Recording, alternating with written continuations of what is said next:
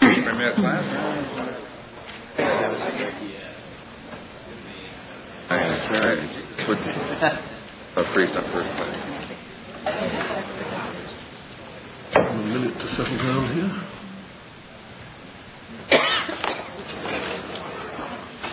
It's nice to see the sisters here. Yeah. And you're from Mayor Unborn, mother of some group, costumes, extremely long title community, Mothers of America, accurate, something. Okay. That's a good group. First class now. Okay, see, nothing behind the eyes in this group. It's really depressing. Buy your own order of nuns. Yeah.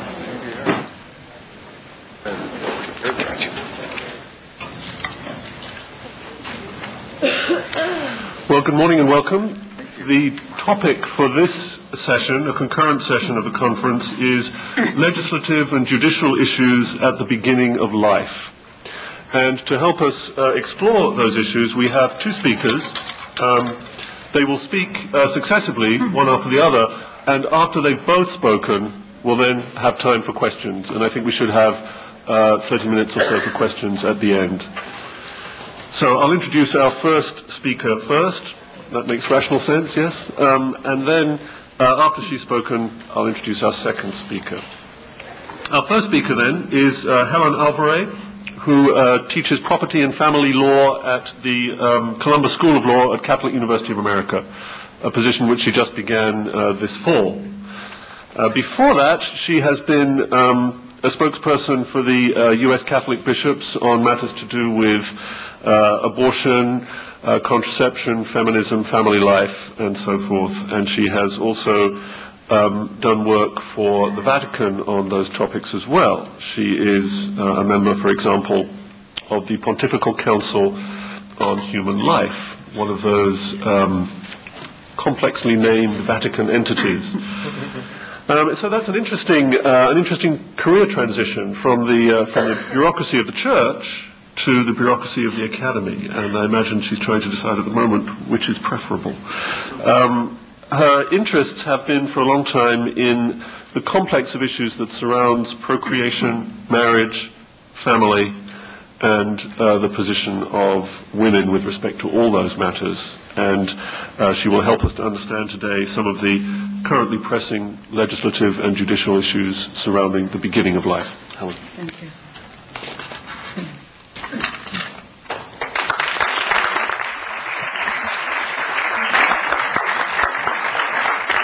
Good morning. This is my first foray into the public after having taught exactly 12 classes in my new career. No one will be able to say of me here, I heard you speak 30 years ago at Princeton, because 30 years ago I was jumping rope in Wayne, Pennsylvania with my little girlfriend. That is to say that I enjoyed Alistair McIntyre tremendously, and I'm desperately sorry that I am following him.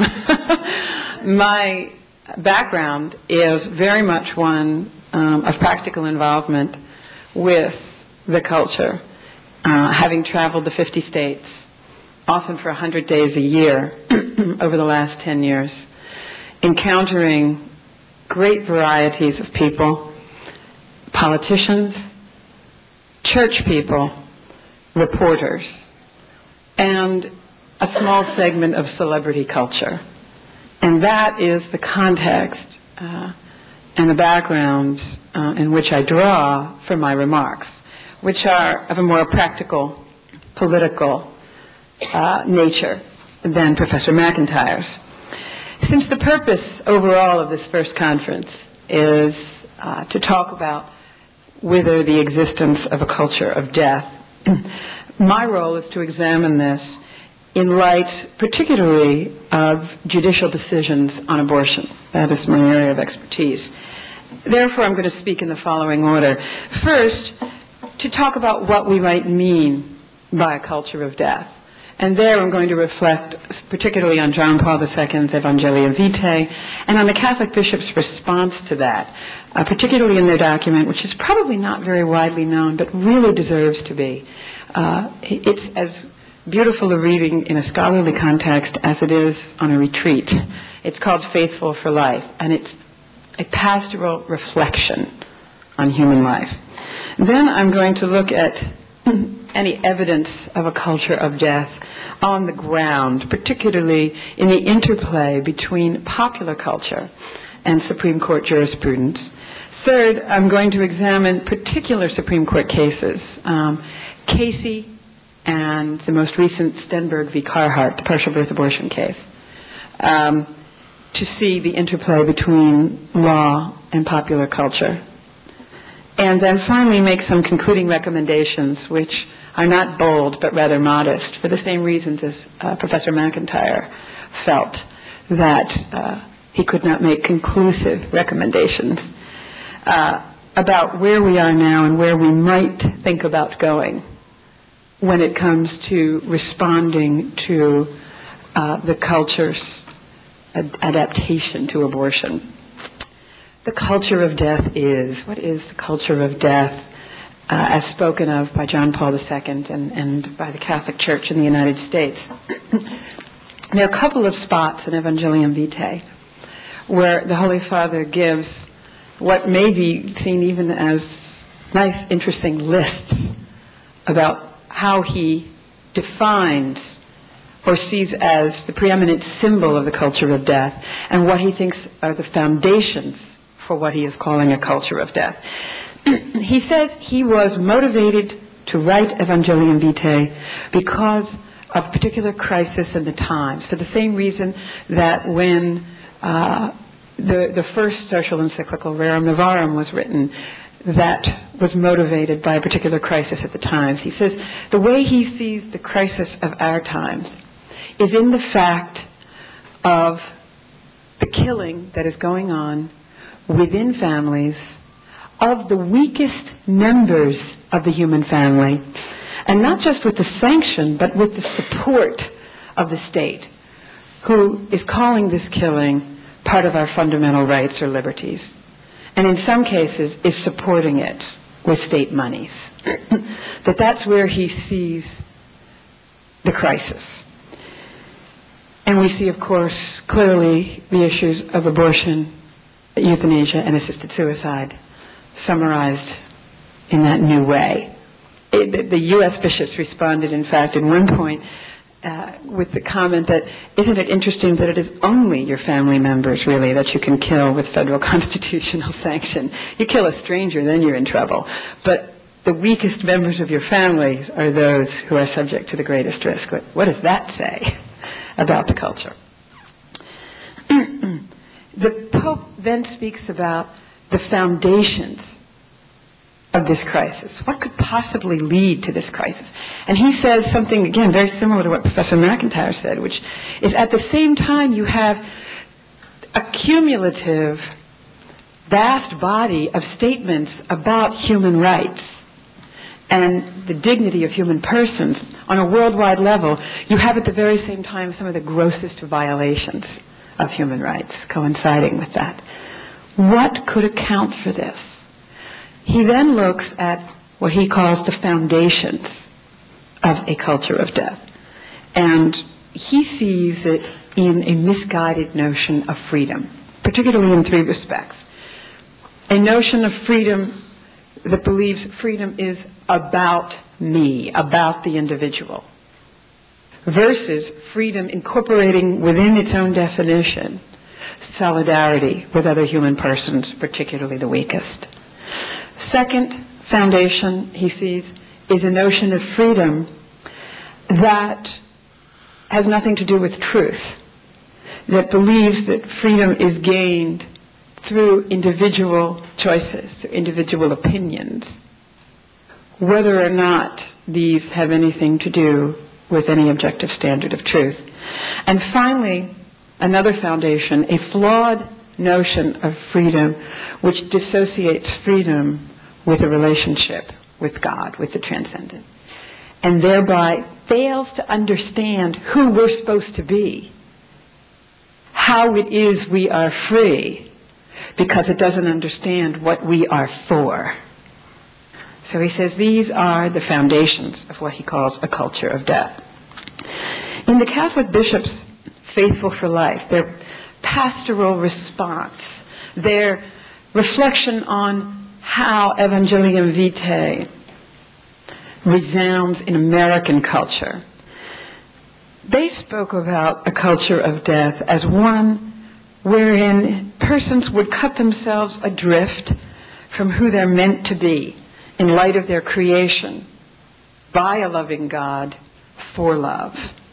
In light of their creation by a God who sent his Son to show us how humans are intended to live. This being living for the other. That the ultimate, the final, the definitive act of the life of Jesus Christ was to give himself over for the other. And of course we see many other examples in his life up to that time of what humans are for, what they're supposed to be about. When Jesus said, "I came that they might have life and have it abundantly," he meant life for the other, life in love, particularly for the most vulnerable. The bishops summarize this in a paragraph that I think is both beautiful and reflects in a pastoral way exactly what the Pope said in Evangelium Vitae. They told the Good Samaritan story and said, today, in our culture, in the U.S. today, the Good Samaritan story haunts us, for it flatly contradicts the presumption so widely held today that our loyalties and obligations are owed only to those of our choice. Rather, it is we who have been chosen to go out of our way for them. You can see how this takes the idea of freedom being about truth, for the other, always in solidarity, and always in relation to God, and sums it up with the Good Samaritan story. Do we have such a culture? Do we have what our Holy Father and what the bishops think of as a culture of death in our society? Well, if you lived in the world that I lived in for 10 years, reading news clippings daily of things that were just atrocities. When I first read a nurse's account of partial birth abortion who had been present on the scene when they were done, it reminded me of how I felt in the early days of working with abortion when I was working for the Bishop's General Counsel office and had to review every file in the pro-life office in response to a document subpoena. We were involved in a lawsuit, and we had certain documents subpoenaed. And I had 8 weeks of reviewing documents and was confronted with the reality of abortion for the first time. I became numb over time. And then partial birth abortion came on the scene. And when I read it, I never forget, I went to our legislative director's office and threw it on his desk and said, "This is a horrid joke that you put on my desk. Why would you do that? This can't be real." The killing and the stories that one reads about the killing of abortion are just overwhelming if you lived in my world and read them on a daily basis. Not just the fact of about 1.3 million abortions every year, early and late, mostly unmarried women, but also married, because the child is inconveniently timed, because the woman is afraid about exposing this to her parents, because the child has a disability.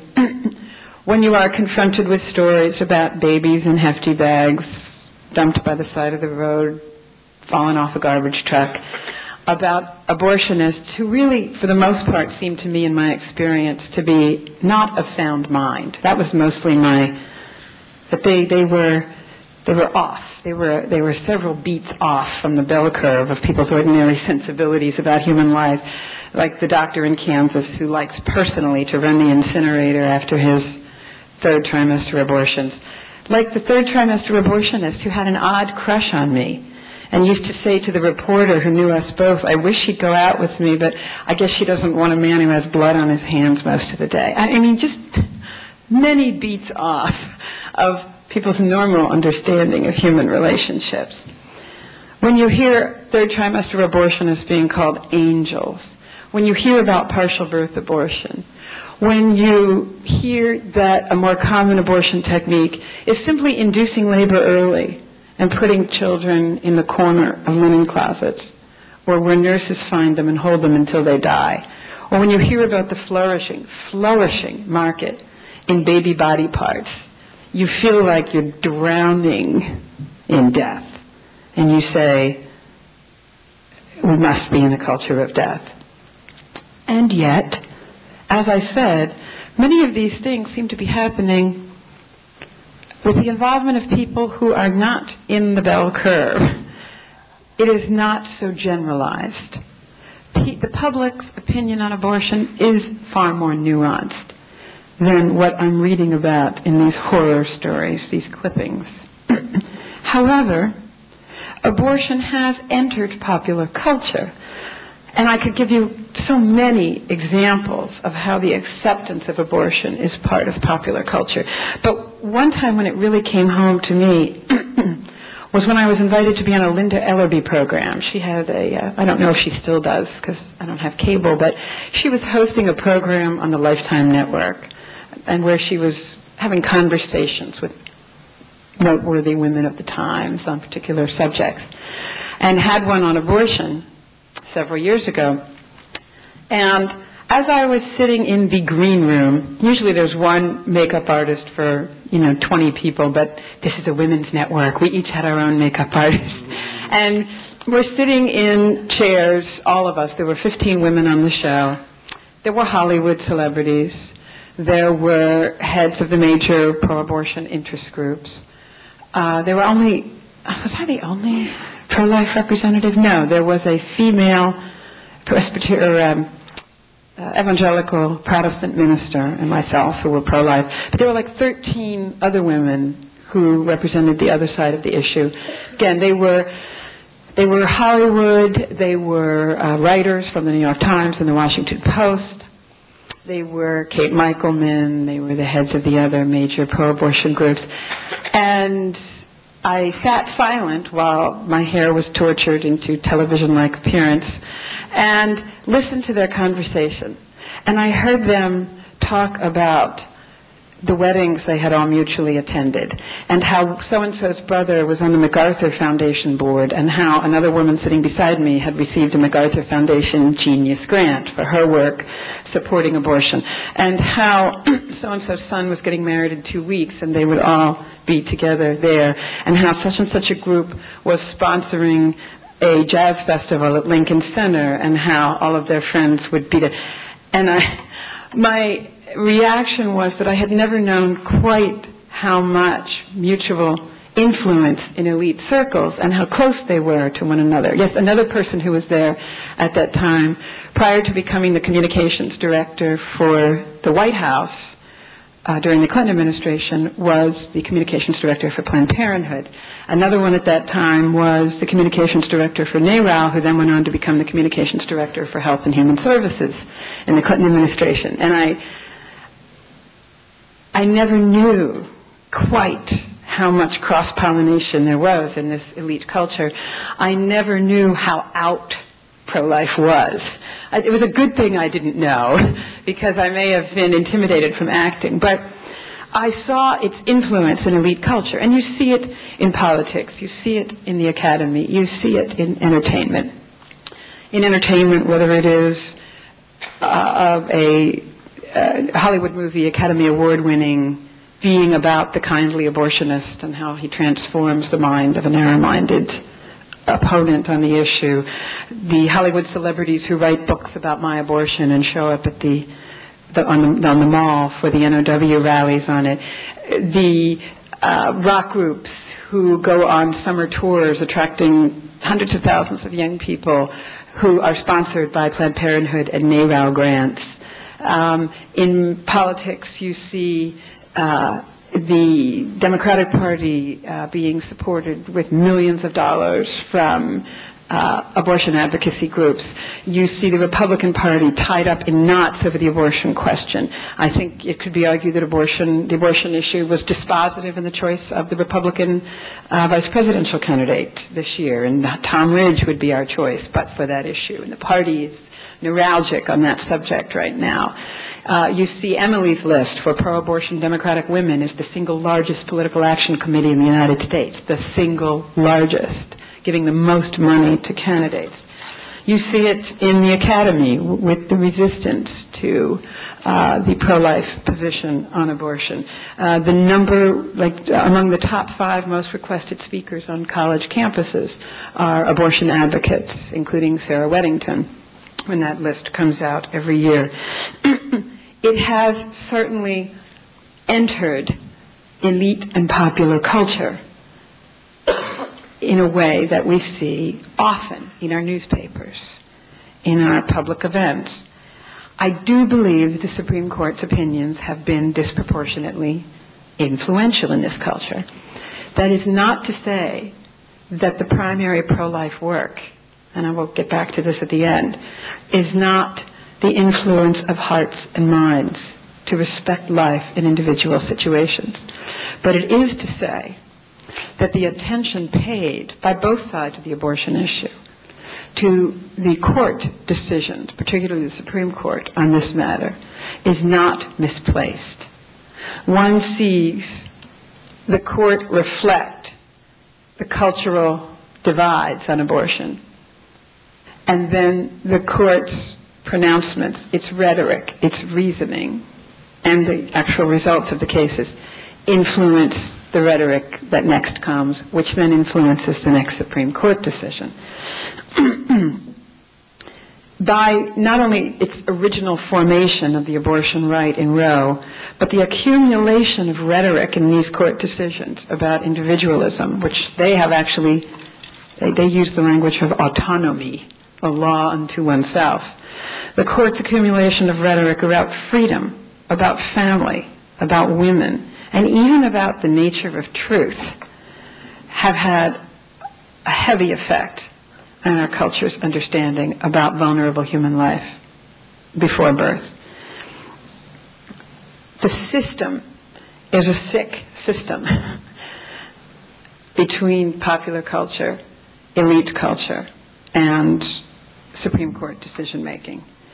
I want to look particularly at the original Supreme Court decision on abortion, Roe, to Casey, and to Stenberg, the most recent decision on birth abortion, because each of them has promoted the rhetoric and reasoning of the culture of death, but each is also noteworthy for its contribution to particular elements, particular foundations of the culture of death. Again, I refer most particularly to the categories that John Paul II laid out, the foundations of the culture of death as being embodied in a notion of freedom which disregards solidarity with others, truth, and the understanding of the human person in relation to our Creator. I think the greatest casualty of Roe versus Wade had to do with truth, with an understanding that if we're really going to be free, we also have to attend to the truth. Roe simply invented a new medical, which became a sociological term for human life before birth, calling it potential human life. There's no, and it did this in order to allow the state to strike down laws that were forbidding abortion. We couldn't call it human life flat out, even though that's what the scientific and medical literature was calling it at that time. You had to make it something less, something not as valuable. And so they simply invented out of thin air the term potential human life, and thereby fueled for the next 27 years a controversy that on the part of those supporting abortion tried largely to avoid the fact that there was a human life at stake in this at all. They just tried to leap over that truth at all. Another casualty of Roe was the idea that freedom ought to be carried out in solidarity with others. Roe separated women's procreation from a relational context. It separated the woman and the child from the father, from the family at large, and from the community. It put her in a privacy box. It said it wasn't putting her in an absolutely closed privacy box, but it did. More fundamentally, procreation. It took something that was inherently relational and said it was not. Up to that time, contraception had attempted to do that, but contraception fails so often. I mean, I don't think it's widely known that 58% of all abortion patients were using contraception in the month they got pregnant. I mean, it is not that the rise in contraception, the use and availability and the public drumbeat about it has decreased our abortion problem, but rather it has actually, its use and availability has gone along with an increased number of abortions and with a rising percentage of the number of abortion patients who were using contraception at the time they got pregnant. Roe built up the notion that a pregnant woman is really someone who ought to be self-absorbed, that her relationship with the pregnancy is mostly one of opposition. There's a paragraph in Roe where the court goes on about the difficulties of motherhood and the psychological difficulties of taking up care for a life for so many years, and especially if you're not married, and especially if the child has a disability with which you feel you cannot cope.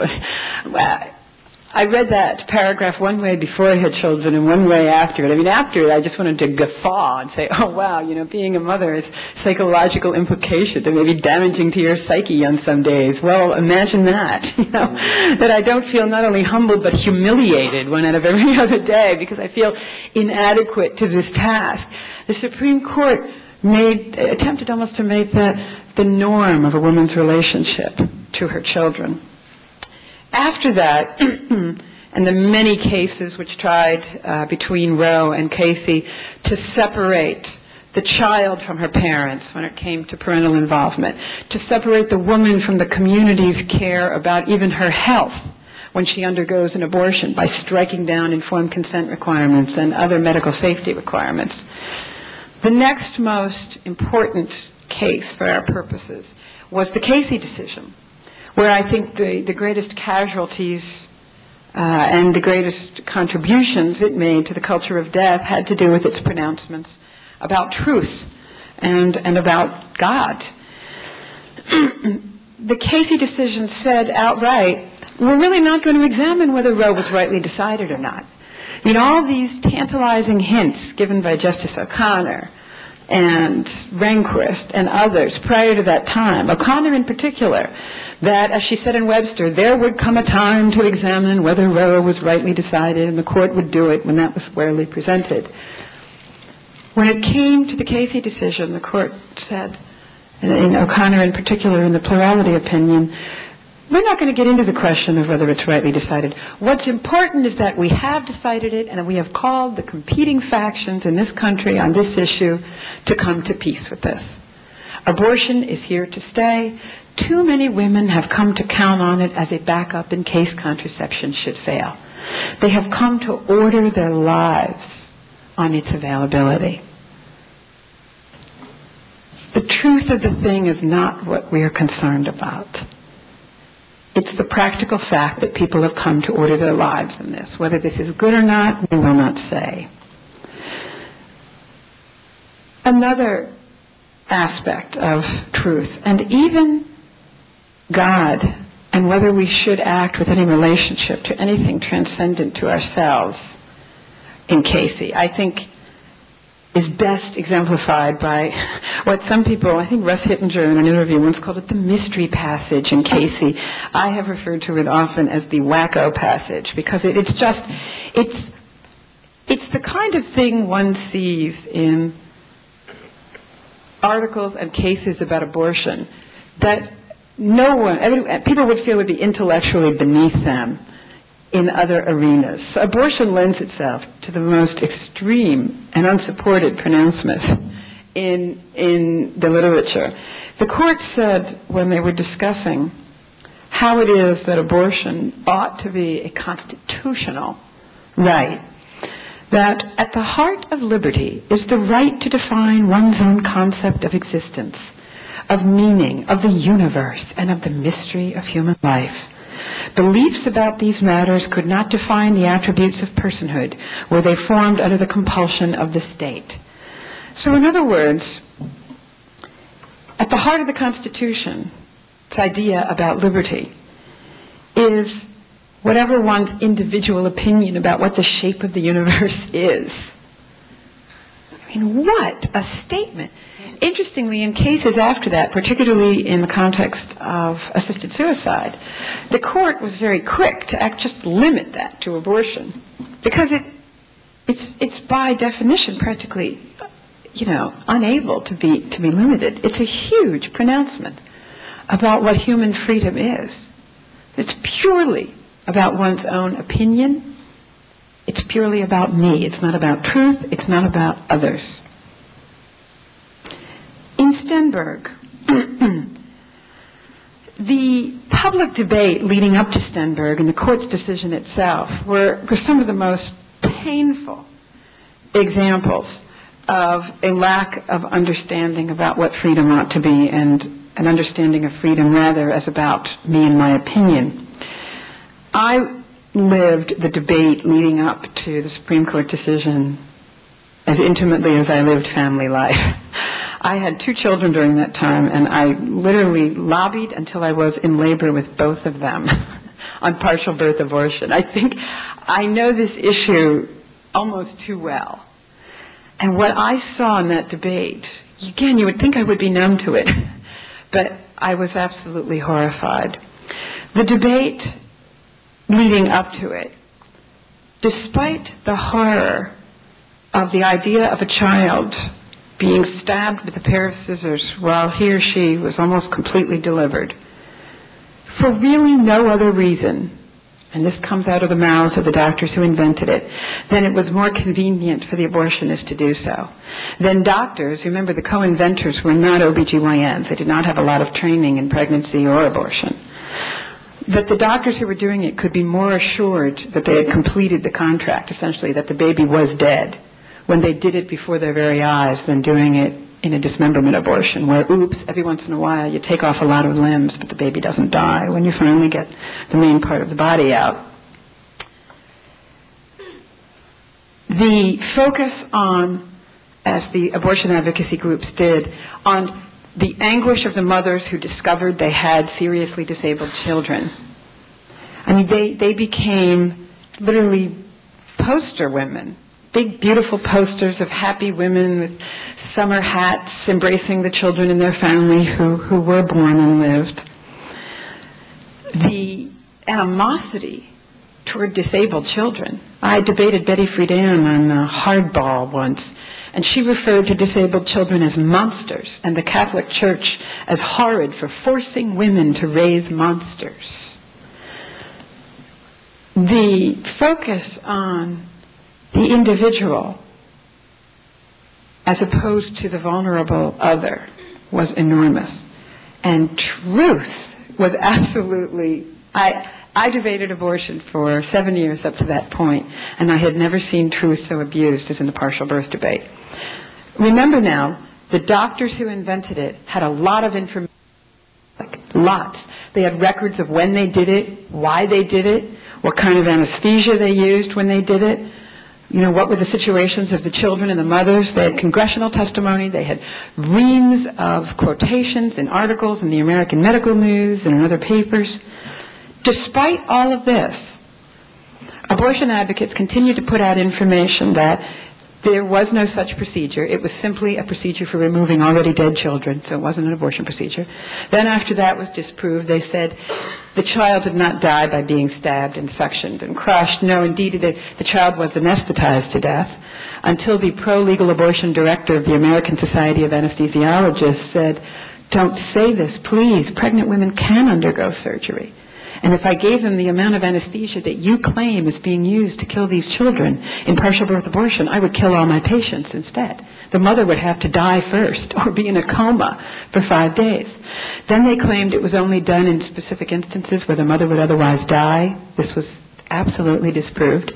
Then they claimed that it was only done a certain number of times per year. I thought the pinnacle of sort of the revelation of their lies, I testified along with abortion advocacy groups and one other pro-lifer for 5.5 hours in front of a joint House-Senate Judiciary Committee. When they were asked why they continued to put out bad information, the National Abortion Federation, which is a trade association of abortionists, they hire lobbyists in Washington like a lot of other people, said that she had taken down this misinformation that I've just described from her website, but that it had miraculously reconstructed itself after she put the correct information. There was a storm. It struck their internet site. All the old wrong information came back, and that's why it was still on their website. I mean, absolutely the most unbelievable lies. At that point, the head of the National Right to Life Committee produced pages of their website, which he had downloaded every single day as long as it had been up, and found that it had never gone down and no lightning storm had ever reconstructed it. I mean, absolutely unbelievable level of lying. Unbelievable. We saw then, not surprisingly, that when the Supreme Court rendered its opinion about Nebraska's partial birth abortion statute, truth remained a tremendous casualty. Right away, you knew we were in trouble because the court used the language of a woman's right to choose in its opening paragraphs of the majority opinion. You knew that a particular viewpoint had been adopted. The court spelled out very particular abortion procedures in gruesome detail in the course of rendering its opinion, to the point where even Justice Kennedy, who had been in the plurality in the Casey decision, had to say, does the court even know what it said? Do you realize, he said, that you have laid out abortion from the perspective of abortionists, but have not all understood the ordinary person's shocked response to this? Do you know what you have written even? He then went through himself a description of abortion, particularly dismemberment abortion, and said, in the most blunt language one could imagine, the child dies just as an adult child would from this procedure. It bleeds to death as it is torn limb from limb. That sort of truth about we were confronting the death of a human being was not understood as such by the majority opinion. In a Third Circuit opinion that's come down since then, we see an infection of this sort of thinking. The Third Circuit was confronted with a description of partial birth abortion and the Farmer opinion and said, well, that this is not clearly like birth because the mother didn't intend birth. She intended an abortion. So avoid the fact that what you have is all the usual medical procedures for a delivery of a child interrupted by a killing, and say, well, that may be what it looks like when you describe it factually, but that's not what it is, because that's not what the mother intended it to be. The Stenberg majority opinion also completely overlooked the truth of the medical necessity of abortion, this particular form. It basically said that even though the medical experts who testified did not do it themselves, and couldn't find a situation in which they could claim it would be absolutely medically necessary, because the abortionist, Dr. Carhart, claimed that he could imagine a situation in which he thought it was medically necessary, that the court would go along with that. That was all it took. As Kennedy said, so it is not Nebraska or even medical associations that decide what is medically necessary anymore. It is Dr. Carhart who sets the policy for the state of Nebraska and thus for the United States. So what does one say in response to these Supreme Court opinions? And I have just a few observations, because I think we're in a very difficult situation. We can't pursue by law partial birth abortion as a legal technique, because the Supreme Court has told us that we have to do it in such a way that really makes the law completely ineffective. Stenberg said we had to have a health exception So we have to have a health exception to near infanticide, even though no one can think of a situation in which health of the mother would require this. I still think, however, that partial birth abortion and the whole campaign to educate people about it was on the right track. I am of some divided mind because on the one hand, I feel the public is becoming increasingly numb to the gruesome realities, and that if we pursue the track of talking about partial birth abortion or these children in hospitals in Ohio and Chicago deliberately being induced to be born only to die as an abortion method, infanticide as an abortion method, that we will only numb people's consciousness further. However, I am slightly more persuaded by the fact that we are seeing real movement in the better polls, the ones who ask more nuanced questions about people's opinions on abortion. And they are moving in the direction of, I would say, a moderate way of summarizing it is reconsidering abortion, thinking that perhaps it is not good in more situations than they thought before, thinking that perhaps the abortion advocacy movement is a little more extreme than they thought of before. I also know that abortion advocates know that this focus on the horror of abortion itself is working because of their desperate attempts to put the emphasis back on early abortion through RU 486. And also, during the partial birth abortion debate, Planned Parenthood, I remember Christmas Eve came out with the delightful announcement that they would now be doing early syringe abortions in the first couple weeks of pregnancy. And I remember being asked to comment by USA Today and saying, "Happy birthday, Jesus Christ. We have a new early abortion method." Wouldn't Planned Parenthood just release that on Christmas Eve? I think, therefore, that discussion of partial birth abortion, the new legislative initiative that Jerry's going to talk about, the Born Alive Infants Protection Act, actually does move people to think, to reconsider our popular acceptance of the idea that abortion is with us and will always be with us. Finally, however, like Professor McIntyre, I believe that there is a more fundamental conversion that is required. Much more fundamental.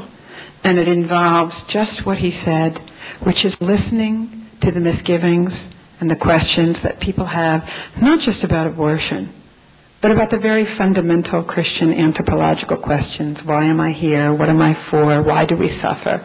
Why ought we to suffer? And to introduce them to Christian principles about what we are for. What's it about, including very specifically Christian principles about what human sexual relationships are for, what women's fertility is all about, what parent-child relationships are about, what family is about. I think only these really fundamental conversations, listening to questions, offering some points for reflection, are really going to help people to move away from an uncomfortable but yet acceptance of abortion in our culture. And to consider once again, and to maybe even come to accept the fundamental reality that real freedom as a woman, as a couple, in a marriage, as a family, as parents, does involve deference to the truth, care for the other, and an understanding about what people are for. That real freedom, real happiness, real life involves understanding oneself as chosen to love, whereby, as St. John of the Cross says, and thereby love grows. Choose to love, and there you will find love, and love will grow. As opposed to understanding ourselves as actors who get to choose who to love. Thank you very much.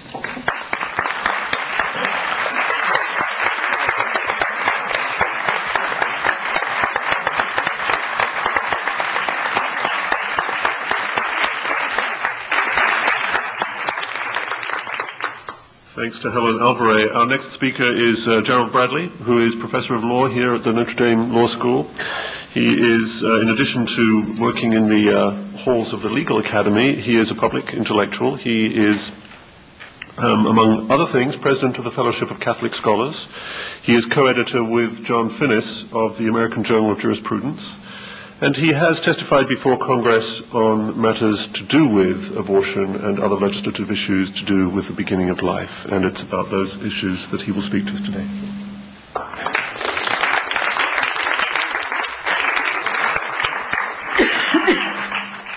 Thank you, Paul. If this suggestion of fetal personhood is established, Jane Roe's case collapses, where the fetus's right to life would then be guaranteed by the 14th Amendment. So said the Supreme Court in Roe versus Wade. The logic was and is sound. If the unborn are legally recognized persons, then abortion rights are, effectively speaking, gone. This is the first of the two presuppositions of recent pro-life legislative activity. The presupposition being the priority of unborn life, if it is that of a person, over a woman's interest in abortion. The suggestion of fetal personhood enticed no one on the Roe court. The 7-member majority bought the pro-abortion argument in its entirety. The two dissenters, Rehnquist and White, adopted what's called the states' rights view of abortion. On this view, which is shared by Justices Thomas and Scalia, the unborn are not persons within the meaning of the 14th Amendment. But neither is some right to abortion found in the 14th Amendment. So, states are free to adopt the view that the unborn are persons and to prohibit abortions, as states are free to adopt the view that the unborn are non-entities and license abortion, as did the Roe Court.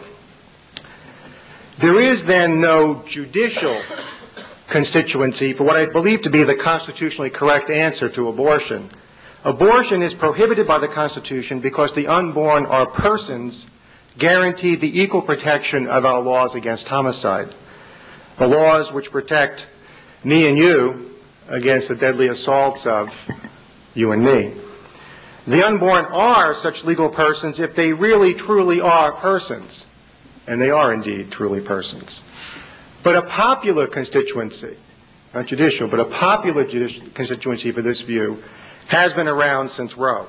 Shortly after the Roe decision in 1973, much energy was put into a human life constitutional amendment, which would have put into the supreme law of our land the proposition that the unborn are persons, though, as it happens, utterly dependent persons with undeveloped capacities.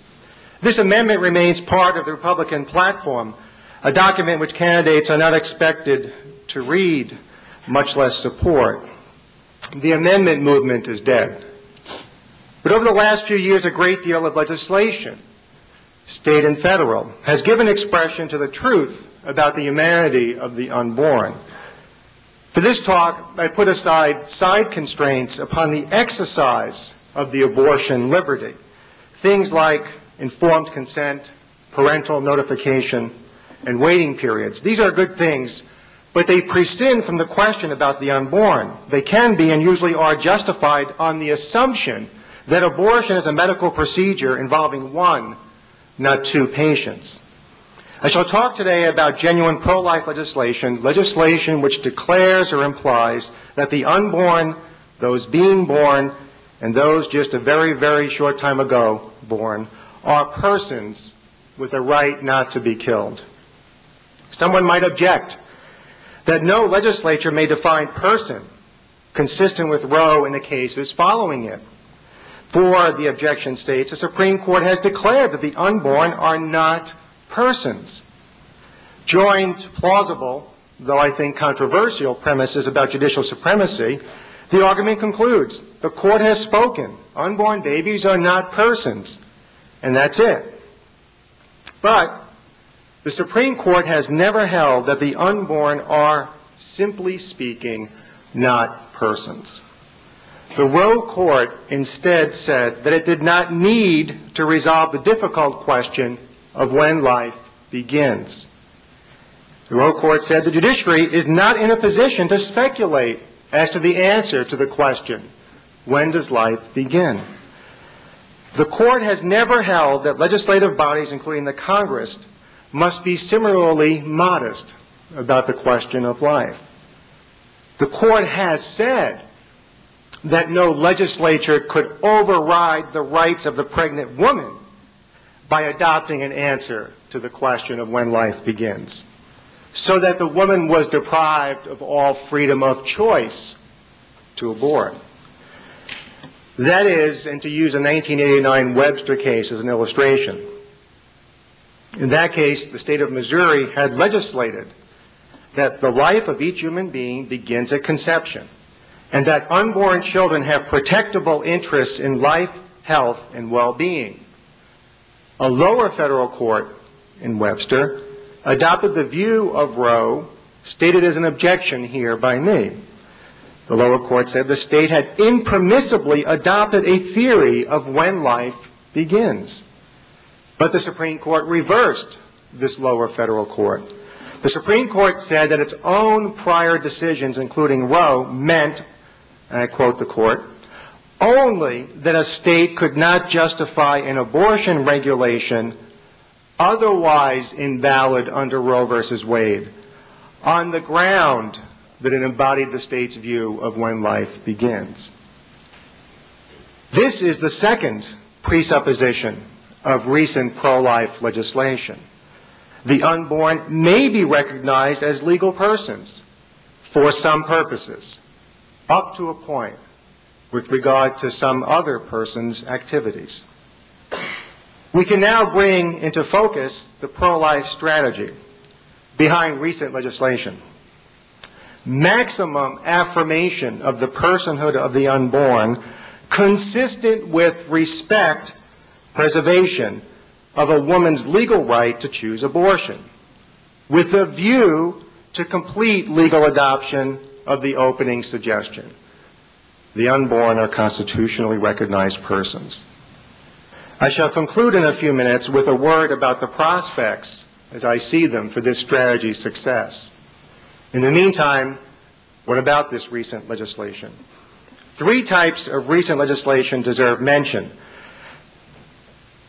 Each of these is pursued at both the state and federal level. I'll speak only, specifically at least, about the federal example of each type of legislation. The first two have been distributed to you. Dave Solomon told me yesterday at the coffee house that I should bring stuff to give you. And we ran out of Twinkies at home, so the only stuff I could find was some law. And I think all of you, or I hope all of you have gotten a couple of copies, a copy of each of the two laws.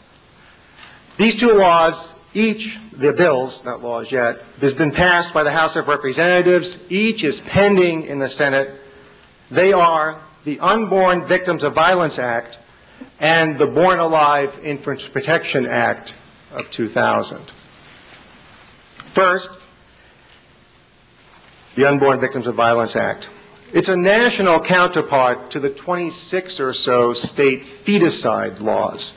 A feticide law declares and enforces, as against the whole world save the pregnant woman and anyone cooperating with her procured abortion, the equal right of the life of the child, equal right to life of the child in the womb. Again, as to the whole world, but the pregnant woman and those cooperating in her abortion, the unborn child is a person with a right not to be killed or harmed. That's feticide. Feticide laws are beyond constitutional doubt so long as the pregnant woman's options to abort or not are preserved. And a glance at the first of these two pieces of legislation, the Unborn Victims of Violence Act, I think it's Section 2C, will show that the federal legislation preserves the woman's right to abortion in language as clear as possible. The argument in Congress has been against the bill's aims. That is to say, the argument against the bill is intended to efface the unborn as a distinct subject of a legally cognizable harm. Opponents in the House of Representatives argued that in infanticide, or I should say in feticide, in so-called feticide, the harm was exclusively to the mother, and that the legal response to so-called feticide should be enhanced penalties for the one crime with one victim, assault upon the woman, for the additional harm done to her right to carry a baby to term if that's what she wishes to do. From the opponent's point of view, the victim, so to speak, or the interest harmed is not a baby, but a woman's reproductive freedom. The second piece of legislation in your hands is pretty well named. It is the Born Alive Infants Protection Act. It states that for all federal legal purposes, anyone born alive is a person with an equal right to life. This bill would establish that while Roe and cases following it gave women a right to terminate a pregnancy, they give no one a right to terminate a baby. Now, this is not quite the slam dunk matter you might think it is of stating the obvious. What of the limit case of a woman who exercises her liberty, her Roe versus Wade liberty, to terminate a pregnancy? A woman who wishes to avoid being a mother, but who ends up the mother of an infant anyway. This is the case of the botched abortion, the failed attempt at procured abortion. In this situation, at least, opponents have argued there's a violation of the spirit of Roe, if not the letter. And there is language, a lot of it, in the Roe opinion to support this objection. The court in Roe extensively cataloged what it called the detriment that the government would impose upon a pregnant woman by prohibiting abortion. Again, quoting the Roe court. Additional offspring may force upon the woman a distressful life and future. Psychological harm may be imminent. Mental and physical health may be taxed by child care. There's also the distress associated with the unwanted child. And there is the problem of bringing a child into a family already unable, psychologically or otherwise, to care for it. In other cases, additional difficulties and continuing stigma of unwed motherhood may be involved. Obviously, these are not very much detriments of pregnancy. They are the burdens of having and raising children. But now we can appreciate, perhaps, Roe's two-sided deep vulnerability to careful counter-argument. For these considerations, the ones I just read to you, set a trajectory well past abortion on into infanticide and beyond. This would seem to prove too much. But Roe's flank is still also hopelessly exposed. The Roe court never engaged the question, what is the truth of the matter about the unborn? Nevertheless, beginning with Roe itself, the Supreme Court has consistently, though arbitrarily, drawn the line of a woman's authority to control reproduction at birth. Questions about why this line, this moment, the second birth, carries such unsurpassable stress in the abortion jurisprudence it has offered to us. Questions about this have gone unanswered, now are rebuffed by reliance upon the authority of past judicial decisions, starting with Roe. Now, the main objection expressed in the House of Representatives to the Born Alive Act was articulated by New York Representative Jerry Nadler. Now, Nadler described himself at the hearing at which I was present as, quote, the most pro-choice person on the face of the earth. Nadler also, by the way, puts one in mind in terms of his appearance of Jabba the Hutt. Nadler voted for the bill, protesting that he thought it was all got up to put pro-choice folks like Al Gore in an election year pickle. Gee, would pro-life people do that? But Nadler's stated position was that the bill was unnecessary. Nadler said, everybody knows that once someone is born, that's it. You can't be killed. You're a baby. And so, Nadler concluded, existing state and federal laws against homicide protect everybody, including those people very, very recently born alive. Now, the argument against Nadler was really Paul Sigmund's colleague at Princeton, Peter Singer. That is to say, witnesses on the pro-life side at the hearing, at which Nadler spoke and protested, said there are people, Peter Singer among them, who have picked up on the trajectory and are riding along the path charted by Roe. That there are good reasons why the liberty of Roe should be extended sometime, perhaps some brief time, beyond birth. And it is arbitrary to limit these options, this option to abort, at birth. I turn to the third area of legislative activity, partial birth abortion. Many states have enacted bans on the dilation and extraction procedure. It is even more gruesome than you perhaps can imagine, even with Helen's help. Twice the Congress has passed a partial birth abortion ban. Twice President Clinton has vetoed it. The ostensible issue here is maternal health. Even the President says he favors a ban on partial birth abortion so long as there's an exception for the life and health of the mother.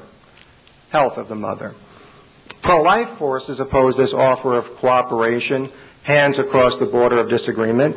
They recognize it as the bait-and-switch scam that it is. Since health in this area of law means all aspects of a woman's well-being, physical, psychological, economic, familial, a health exception would be indistinguishable from partial birth abortion on demand. That is the idea behind insisting upon a health exception. If a woman and her physician say that she has decided for reasons satisfactory to her to have a partial birth abortion, no one has a legal right or authority to gainsay it. Now, banning the DNX procedure, partial birth abortion, saves no lives, for it does not prevent anybody from having an abortion. It just bans them, prevents them from having abortion in a particular way. Banning the procedure, however, establishes, I think at least implicitly, that a child is born or is being born and deserves the rights of persons, including the right not to be killed, even if the mother wishes it were otherwise. Perhaps most important, focus upon partial birth abortion highlights the underlying but profound arbitrariness of the whole abortion regime inaugurated by the Supreme Court 27 years ago. If a baby a millisecond removed from the womb is a person, why not a baby halfway out of the birth canal? If a baby halfway out of the birth canal is a person with a right not to be killed, how about a baby whose head is visible in the birth canal? How about a baby whose head is out of the birth canal? Well, what are the prospects for this strategy? The strategy, in one articulation of it, is surround the abortion liberty with markers of the unborn's personhood, hoping that by multiplication of these markers, one not only surrounds the abortion liberty, but demonstrates its underlying arbitrariness and undefended flank to the point where it collapses. This strategy relies upon logic. The abortion liberty has never rested upon logic, and logic will not undo it. If the matter were treated logically, however, one would still have to supply a missing premise, even if all of these laws are passed. The missing premise is this: the personhood of the unborn is not the kind of thing that depends upon or changes or flip-flops depending upon who would harm the unborn child, third-party batterer or abortionist. It's not the kind of thing that depends upon exactly where the baby is. Mostly born, almost mostly born, a few inches before birth or a few inches after.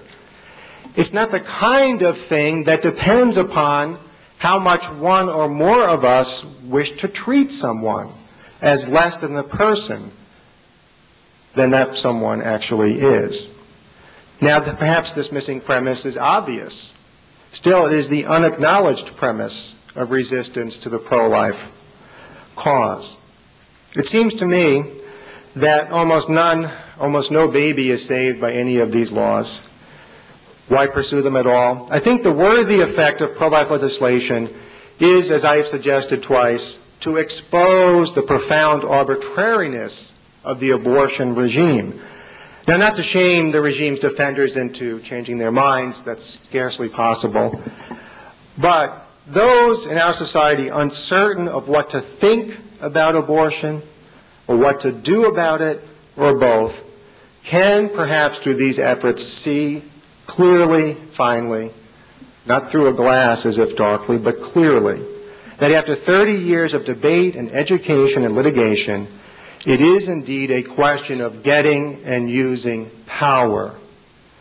Getting and using power to protect the defenseless by and through law.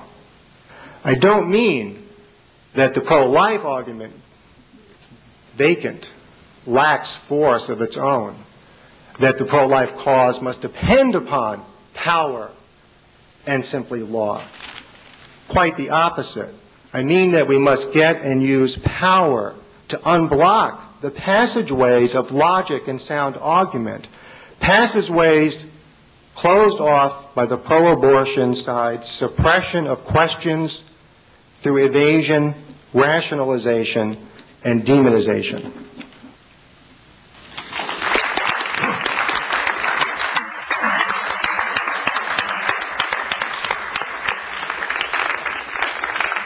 We have plenty of time for questions. It probably would be better to use the floor microphones, and helpful to others if you say who you are when you do ask a question. Hello, I'm Sydney Callahan. I want to thank you for your speeches and for your work, your wonderful work that both of you have done. I want to ask one thing. It seems to me to get the imagination of people to understand that this is a human person is easier at the end, of course. Partial birth abortion, I think, is going to win. And as you go back further and further, it gets harder and harder. Now, it seems to me the invention of sonograms has been a wonderful thing for the pro-life movement because people can see a little baby in there. But as you go back further and further, it gets more difficult for the imagination to make the argument. Now, when I tried to make this argument, I said, I don't know that you can make it on any individual embryo. And one strategy I'd like to ask you whether you think could be fruitful, and that is to make the argument about this is a member of a species. It isn't just one. It's a member of a species. And each member is, therefore, has the collective status of the species. And this brought me back to the Endangered Species Act. And I once in one of my struggles, as Helen knows, I've all been on the road struggling with these ones, and with someone who shall remain nameless, I said, but don't you believe in the protection of baby seals and, acts and legal acts for that? And the person said, yes, but humans are a replaceable species, in the sense that you can always have another. However, if you really have a protected species, like eagles, it becomes horrible to kill their eggs because it becomes clear that that's part of protecting this species. So I wonder if this new approach to sort of an ecological consciousness, a consciousness of humans as a member of a species, a sense of trying to get the collective, we would call it members of one body or one family, but if that's not going to work, is there another approach that might be helpful in even the legal arena? Thank you.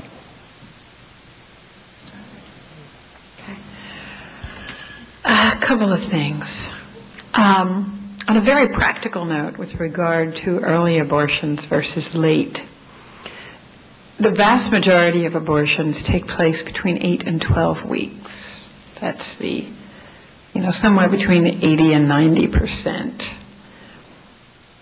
which is still pretty late when you think about sonograms.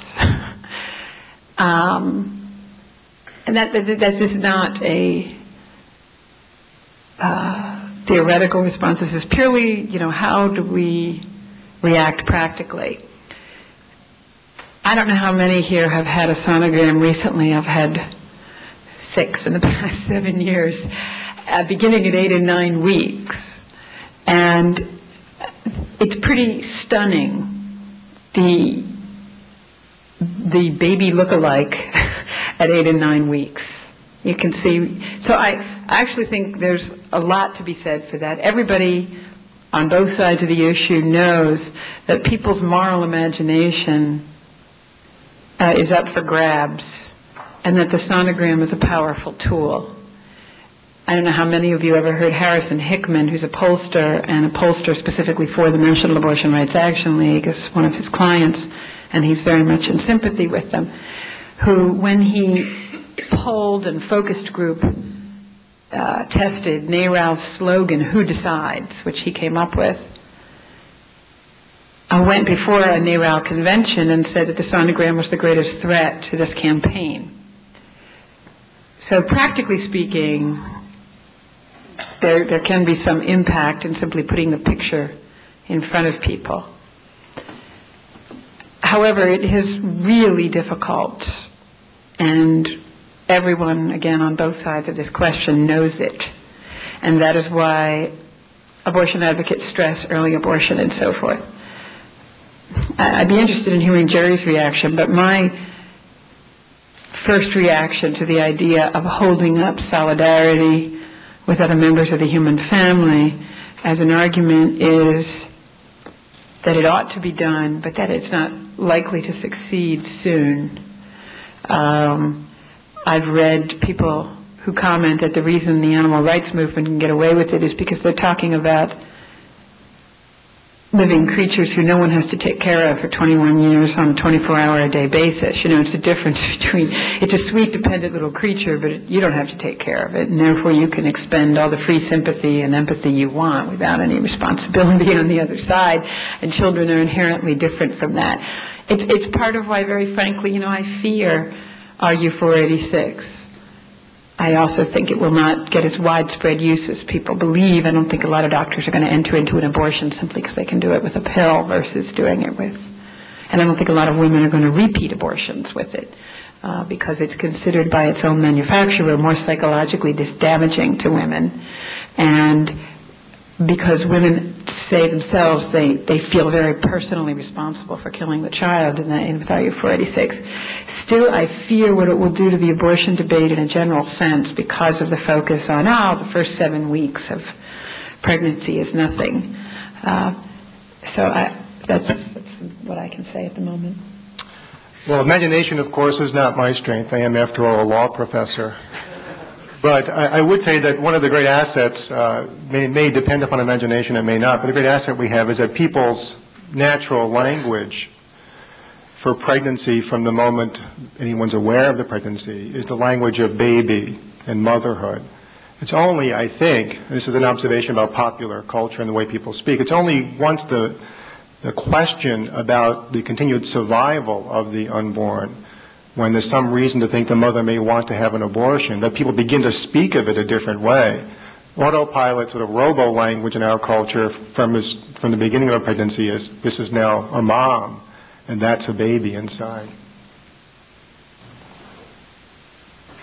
I'm another Sydney Blanchet Ruth. I met Sydney Callahan a few years ago, too. We discussed our name. I also spoke with you, Helen, about 4 years ago at Harvard when you spoke with Marianne Glendon and Richard John Newhouse. And I think Jerry knows I'm a fan of his, but I will also say that you were enormously important to me simply as a role model.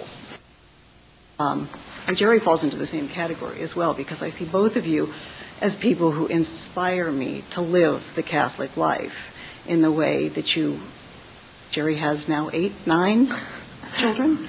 Counting? Well, I haven't called home yet today, but I think it's 8.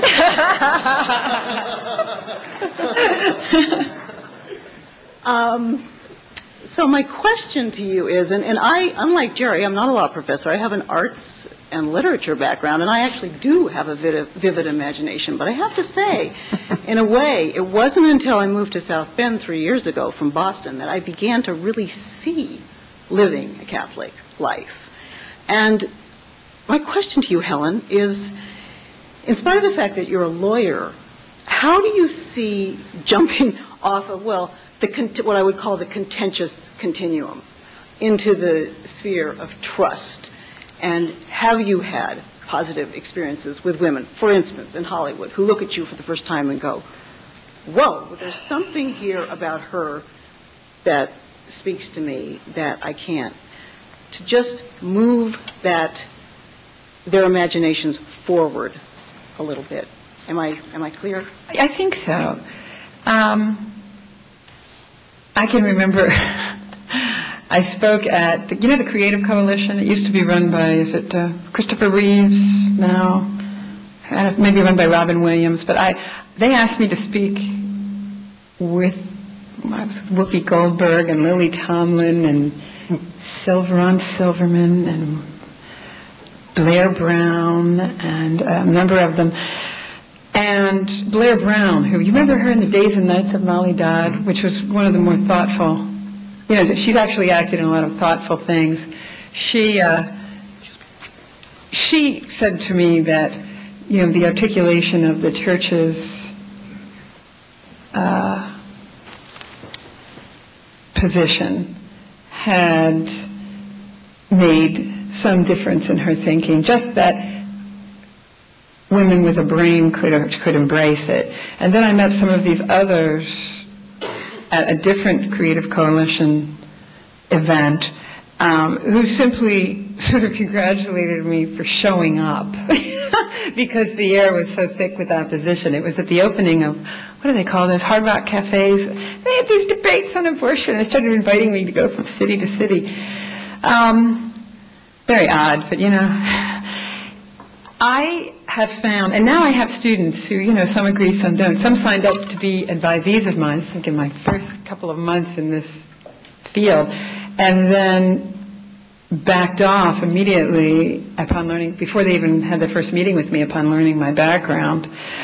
Some did not, even though they disagreed. And I find in conversations, this may sound simplistic, that the virtues of friendliness, listening, and that's a real discipline with me, to just shut up and listen, and saying, which I am truthful when I say, that I understand where their opinion came from. You can understand, especially as a working mom, how it is that one comes to the conclusion in this society that you have to have absolute control over when and where and how and why you're going to have children. You can understand how they got from A to B, and yet you think there's something that's more worthy of them.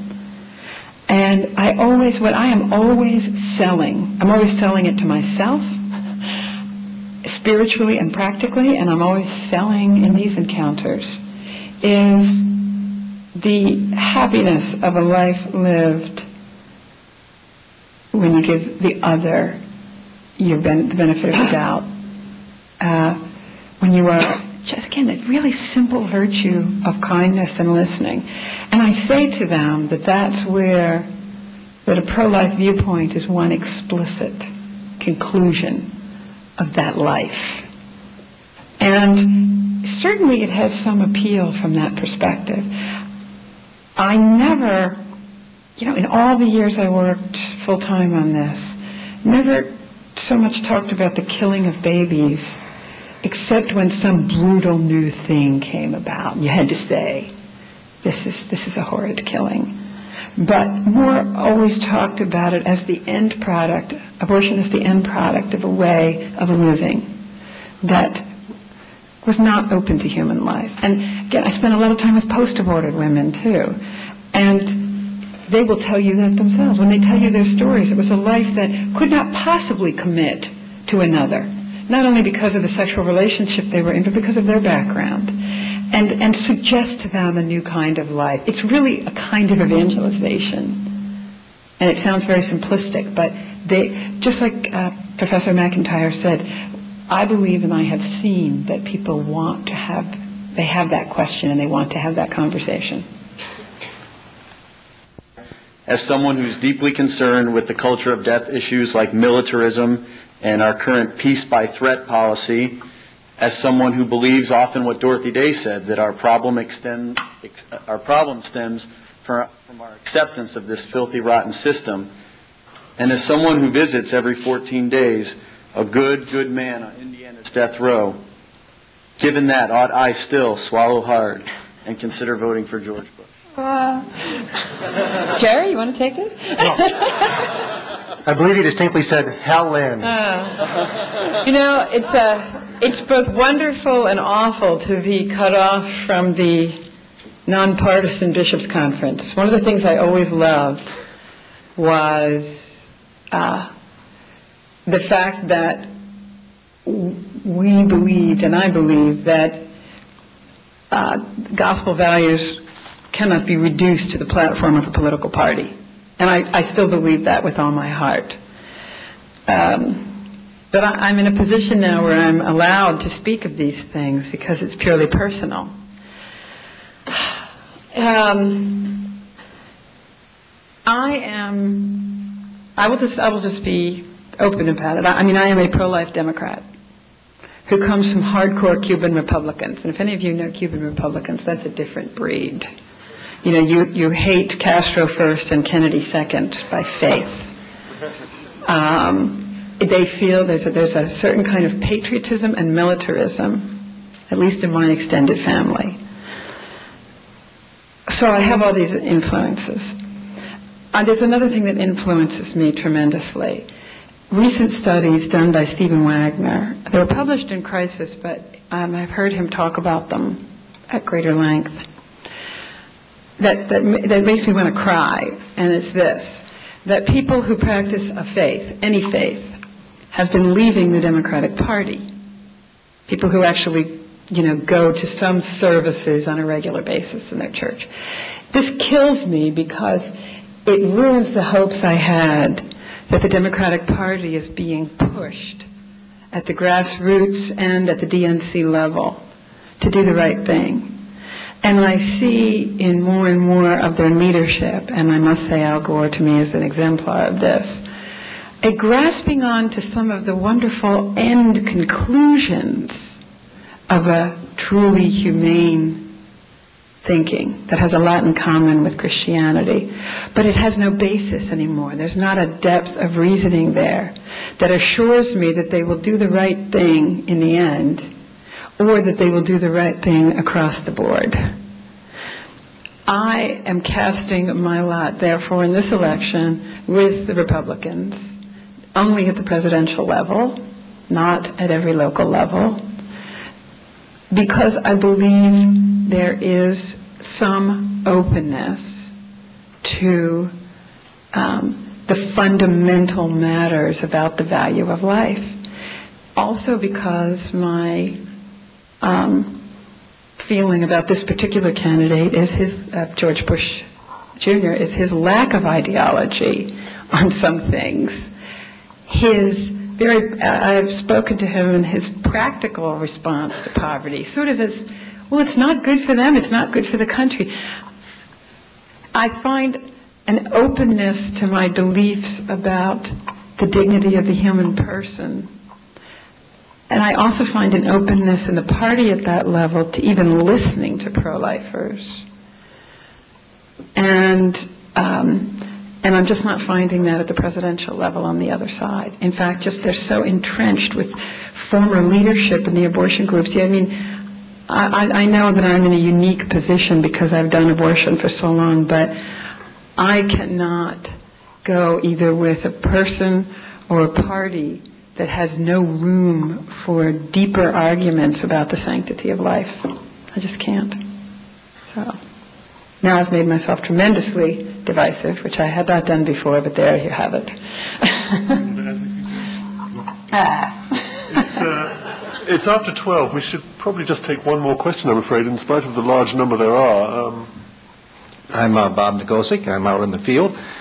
And I like to go to lobby days in Washington, D.C., sponsored by the church, and also to our state capitol.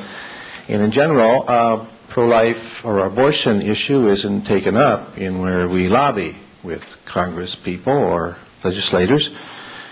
And we're handed from Network, Catholic Social Lobby, a list of the issues of this social justice issues of this current campaign. And pro-life is absent. I asked why, and they said it's very controversial.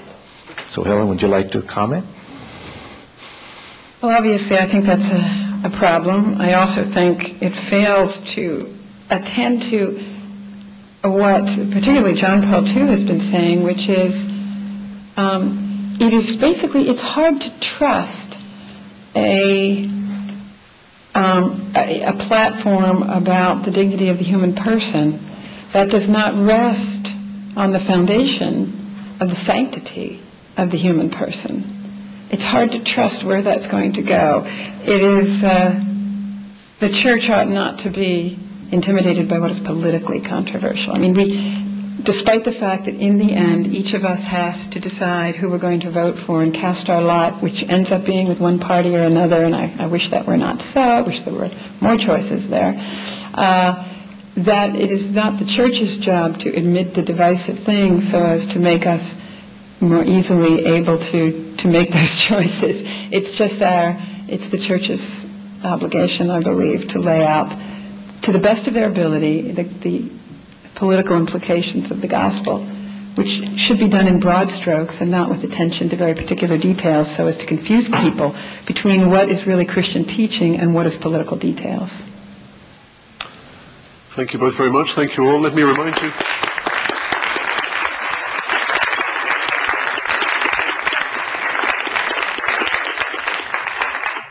I should remind you that the conference reconvenes in this room at 1:30. So enjoy lunch and see you later. So you're going to push?